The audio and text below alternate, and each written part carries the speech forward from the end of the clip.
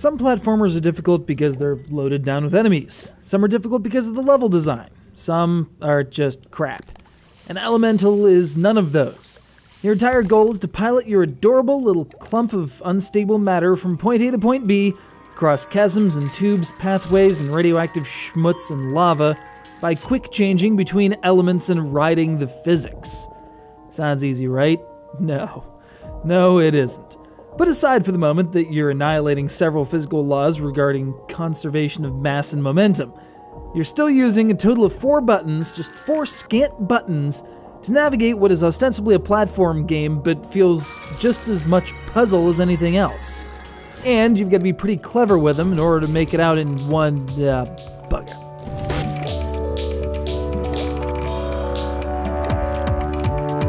Death would be too easy, then you just give up. But Elemental doesn't roll like that. You're supposed to press on through the strange blue things merging with their creepy eyes, and through the interstitial quotes from Albert Einstein and Helen Keller. Through the fire and flames and sluices and seemingly insurmountable crags, insurmountable at least, until you get the physics to work with you rather than against you.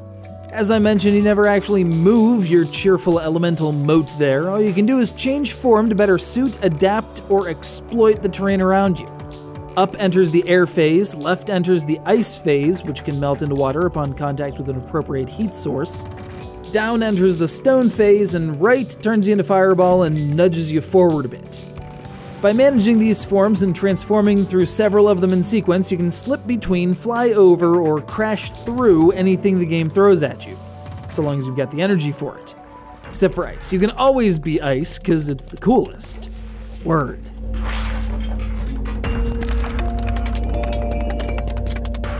The design follows the very natural fluidity-style environments that you'd expect from a game like this, supported by a soundtrack that ranges from soothing to driving. Not that you're really going to notice that is, because this thing is freaking hard.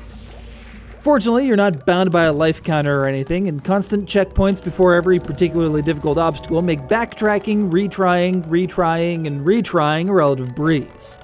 It's brutal, but there's always a solution. Even if said solution is just don't actually touch anything and let the physics do all the work. That's a hell of a twist to throw at a guy.